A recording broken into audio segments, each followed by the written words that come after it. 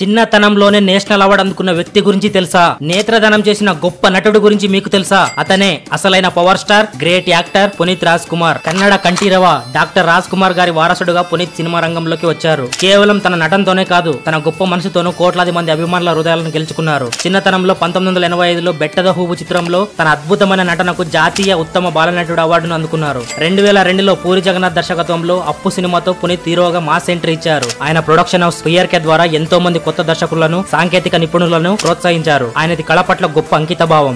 అయితే పునీత్ గారిని నిజమైన హీరోగా నిలబెట్టింది తెర మీద కాదు, తెర వెనుక. ఆయన దాదాపు 26 అనాథాశ్రమాలు, 46 ఉచిత పాఠశాలలు, 16 వృద్ధాశ్రమాలు మరియు 19 గోశాలలను రహస్యంగా పోషించారు. అలాగే 1800 మందికి పైగా విద్యార్థులకు ఉచిత విద్య అందించారు. రైతుల కోసం కొన్ని అడ్వర్టైజ్మెంట్స్ లో ఉచితంగా నటించారు. ఆయన చేసిన సేవలన్నీ లెక్కించడానికి సాహసమే చేయాలి. 46 ఏళ్ల చిన్న వయసులోనే 2021 అక్టోబర్ 29న గుండెపోటుతో ఆయన మనకు దూరమయ్యారు. కానీ మరణానంతరం నేత్రదానం చేసి లోకాన్ని చూడాలని మరో ఇద్దరికి కొత్త జీవితాన్నిచ్చారు. కన్నడ ప్రభుత్వం ఆయనకు కర్ణాటక రత్న అవార్డును అందించింది. పునీత్ రాజ్ కుమార్ కేవలం నటుడు కాదు, నిజ జీవితంలో దైవ సమానుడు. ఆయన స్ఫూర్తి కలకాలం జీవించి ఉంటుంది. ఈ వీడియో నచ్చితే లైక్ చేసి షేర్ చేయండి. అలాగే పునీత్ గారి సినిమాలో మీకు నచ్చిన సినిమా ఏదో కామెంట్స్ లో మెసేజ్ చేయండి. అలాగే ఇలాంటి మరెన్నో ఇంట్రెస్టింగ్ వీడియోస్ కోసం మా ఛానల్ ని తప్పకుండా సబ్స్క్రైబ్ చేసుకోండి. Thanks for watching.